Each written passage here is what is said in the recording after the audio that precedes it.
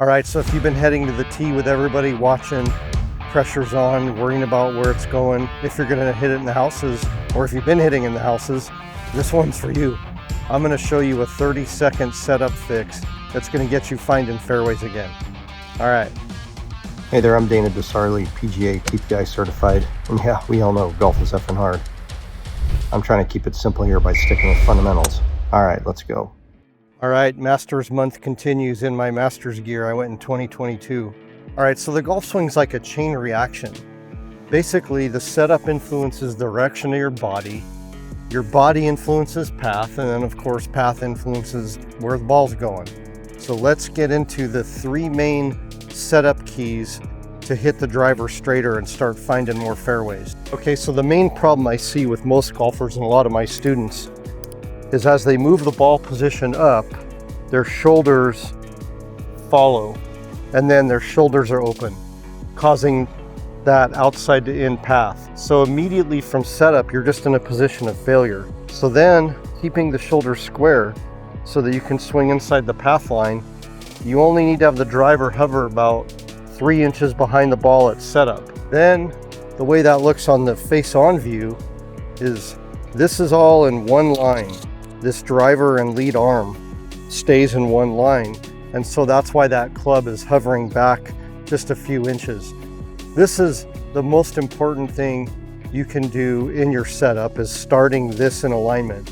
Matter of fact, Rory even did one of those Golf Pass videos, and he talked about that whole thing of keeping this triangle together and making sure that at impact his lead arm and club are in alignment.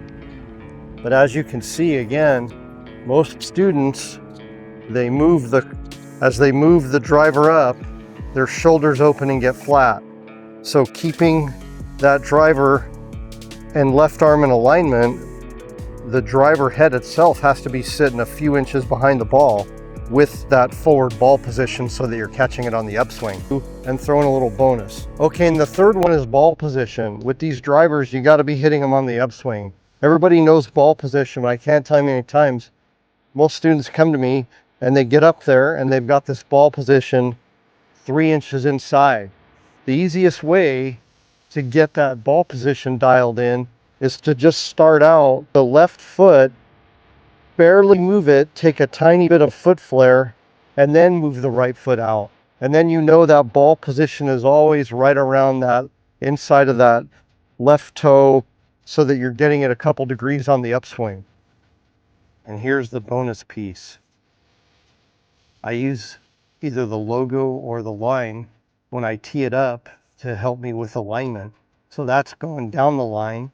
Then you know you come right over here and you've got your imaginary line parallel to that line. So that's a few seconds that you don't even have to worry about lining up. You just automatically set yourself up using that alignment aid. Okay, so now that we know how important that lead arm structure is, go ahead and check out my video that really covers the lead arm drill in detail. It just works. All right, hey, hopefully you like that one. Like, subscribe, all that good stuff. And hey, you can also go on the membership page, Golf is Effing Hard supporters, get my downloadable yardage document, and Inside the Ropes, get the yardage document, my newsletter, and invites to giveaways, pro-ams, things like that. All right, thanks again for watching. I'll see you on the next one.